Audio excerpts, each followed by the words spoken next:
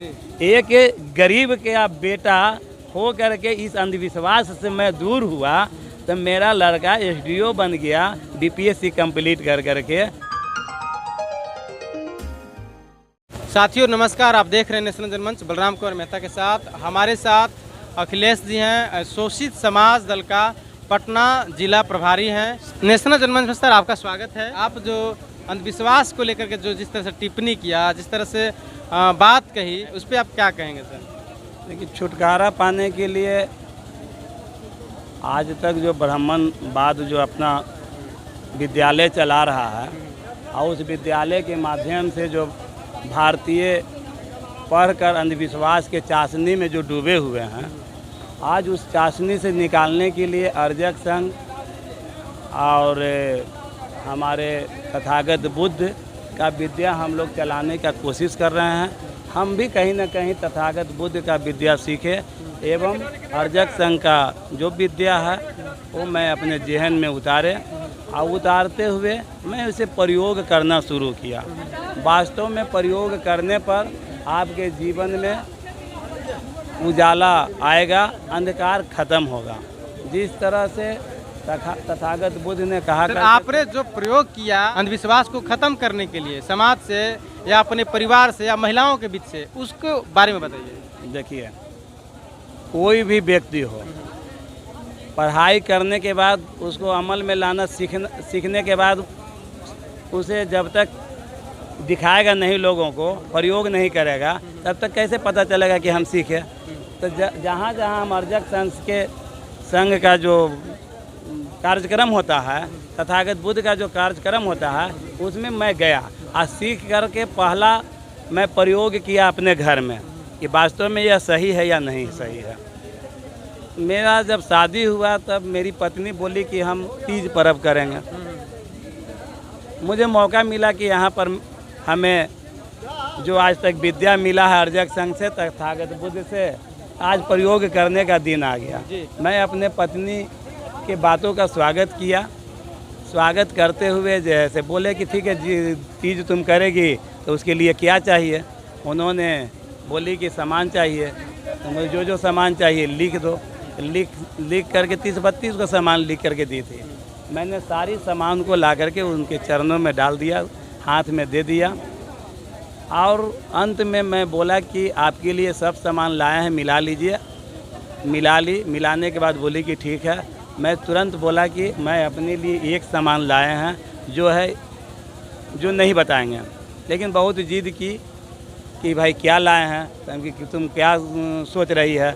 बोले कि आप अंगूठी लाए होंगे अपने लिए या मेरे लिए सिकरी लाए होंगे सोना के।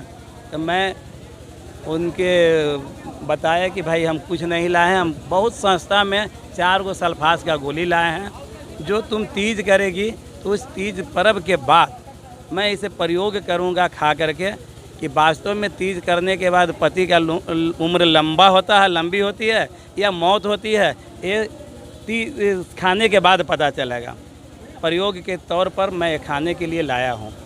पत्नी बहुत उस समय उदास हुई, वहाँ से मैं चल दिया। फिर जो है से पत्नी मैके में फ़ोन की कि देखिए आज पहला तीज है, हस्बैंड ऐसा जैसे बात बोल रहे हैं। तो उनके मैके से यही मैसेज मिला कि वो बचेंगे नहीं खाने के बाद, इसलिए उनको जैसे हो मना कर दो।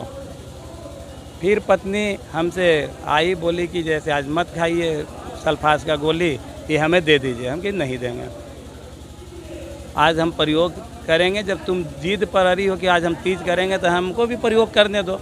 मेरा भी समझो कि एक तरह से पर्व है तीज करने के बाद। फिर अपने ब्राह्मण से पूछी, ब्राह्मण ने भी वही बात जैसे बोला कि वो बचने वाले नहीं हैं, इसलिए उनको मना किया जाए। पत्नी बोली कि भाई हम चारों तरफ से यही रिपोर्ट मिला कि आप सल्फास के गोली खाएंगे तो बचेंगे नहीं, मर जाएंगे। हम कहे कि तब इसका मतलब है कि अब तुम निर्णय लो कि क्या करना है। पत्नी बोली कि हम तीज पर्व नहीं करेंगे और आप भी सल्फास के गोली मत खाइए। तो मैं मान गया, तीज का निर्णय वो ले ली कि नहीं करेंगे। तो उस दिन से आज तक मेरे यहाँ पर्व नहीं हो रहा है। मैं जिंदा हूँ ये आप सब देख रहे हैं। लगभग 57 साल उम्र हो गया। 20 साल 21 साल की उम्र में ब्याह हुआ था मेरा। आज उनका बिना पर्व किए हुए मेरा उम्र लंबा हो रहा है। मतलब उनको ये समझ में आ गया कि ये जो हम पर्व कर रहे हैं इससे कोई कल्याण होने वाला नहीं है। उनको ये प्रयोग के माध्यम से समझ में आ गया कि ये बचेंगे नहीं, इसलिए मैं तीज नहीं करूँगा। हो सकता है ये जिंदा रहें। मैं अपने आदत के सुधार के भी रखा। आज तक कोई नशा नहीं करता हूँ, क्योंकि तथागत बुद्ध का त्रिशरण अपनशील मैं मानता हूँ।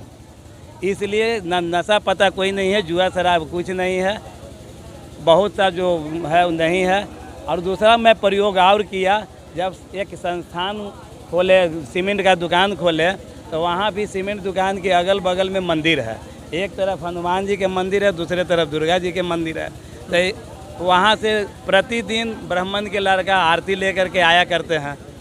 तो शुरू दिन हमको मौका मिला था, हम कहे कि आज प्रयोग करते हैं तथागत बुद्ध की बात। एक और प्रयोग कर दिए। दूसरा प्रयोग फिर किए कि आया है ब्राह्मण आरती लेकर के।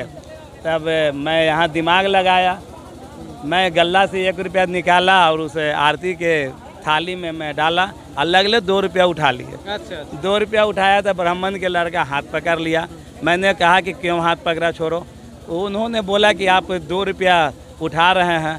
तो हम बोले कि जब 1 रुपया डाल रहे थे तो तुम क्यों नहीं हाथ रोका, तो तुम ज़्यादा तेज बनता है। अरे मेरे दुकान पर तुम आए हो, मैं 1 रुपया पूंजी लगाया आरती में और 1 रुपया कमा रहे हैं, जो दुकानदार का स्वभाव होता है। तुम रोज़ आया करोगे तो देवी जी का, हनुमान जी का कृपा हम पर बरसेगा। रोज़ हम 1 रुपया में 1 रुपया कमाएंगे, इसलिए हम स्वागत करते हैं कि रोज़ आओ। तो उन्होंने ब्राह्मण का लड़का जो है बहुत चालाक, दूसरे दिन से आना बंद कर दिया।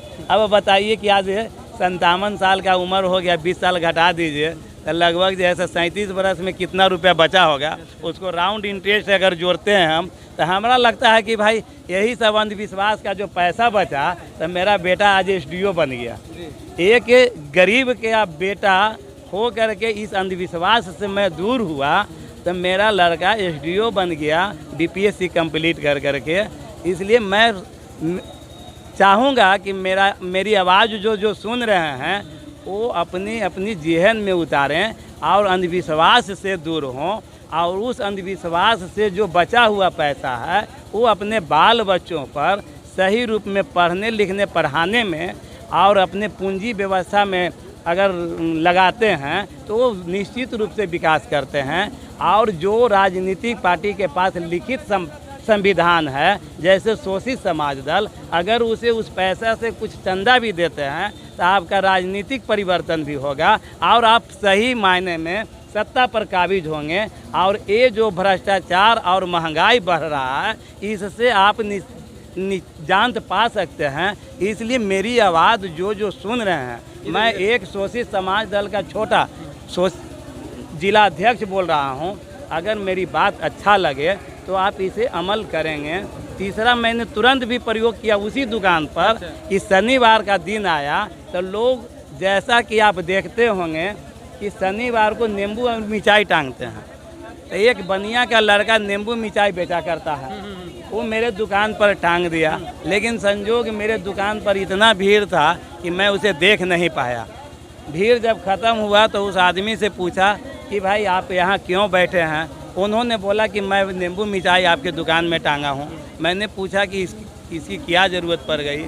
उन्होंने बोला कि आपका दुकान में नज़र गुजर नहीं लगेगा, इसलिए मैं नींबू मिठाई टांग दिया हूँ। तो मैंने कहा कि ये नज़र गुजर बचाने वाला मशीन है, तो उन्होंने हामी भरा कि हाँ है।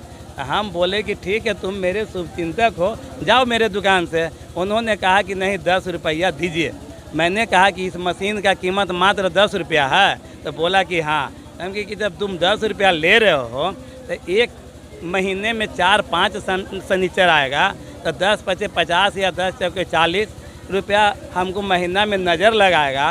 तो तुम एक तरफ कह रहे हो कि नज़र गुजर से बचना है, दूसरे तरफ तुम 40 रुपया हर महीना में नज़र लगाएगा। तो मुझे ये मशीन पसंद नहीं है, इसलिए कि हमको परफेक्ट चाहिए कि नज़र गोजर बचाना है तो तुम मशीन टांग करके हर महीने का 40-50 रुपया मेरे गल्ला में टांगो, तब मुझे लगेगा कि ये मशीन सही सलामत है। अन्यथा ये मशीन तुम वापस ले जाओ, हमें नकली मशीन नहीं चाहिए।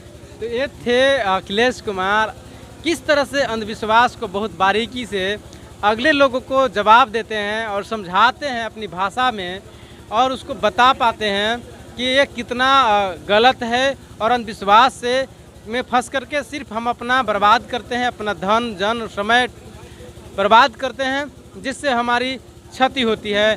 तो ये थे मान्यवर अखिलेश जी। आप तमाम दर्शकों को नेशनल जनमंच देखने के लिए धन्यवाद, शुक्रिया।